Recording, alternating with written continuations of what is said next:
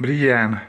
Dneska vám ukážu Mr. Nobody z P4. Dneska vám ukážu, jaký mám kuřácký harampádí, jak ho uklízím a jak ho používám a jak vypadá můj kuřácký koutek doma.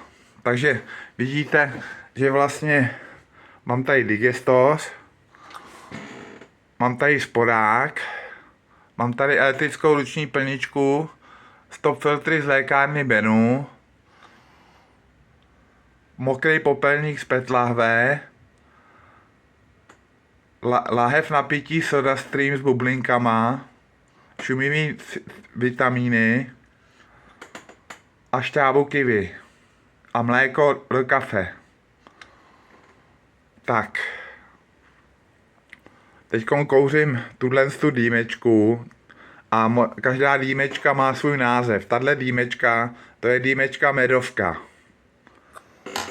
Tahle dýmečka, ta má název, to je dýmečka komínka.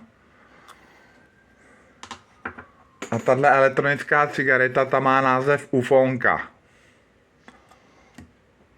A teď vám ukážu, jak se vyrábí ta cigareta v té elektrické ruční plničce.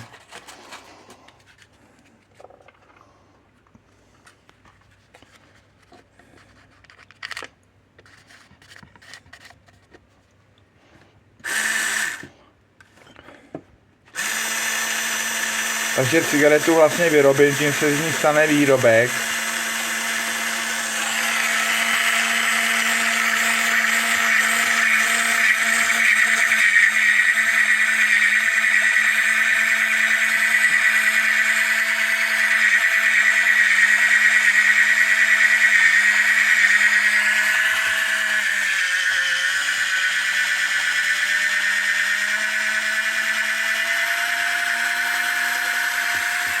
Takže mám cigaretu, je to výrobek.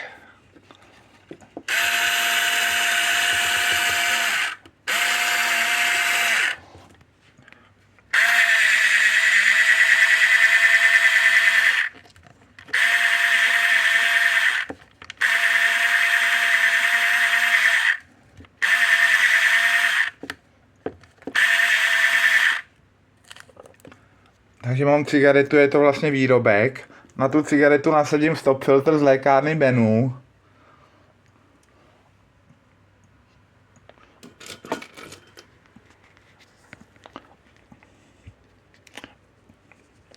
Takže mám vlastně cigaretu, je to výrobek.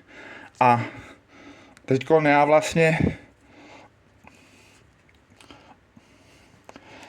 vlastně tím, že ji vykouřím, tím, že tu cigaretu vykouřím, ji vlastně prodávám. Takže vlastně ji vykouřím, takže ji vlastně prodávám tu vyrobenou cigaretu.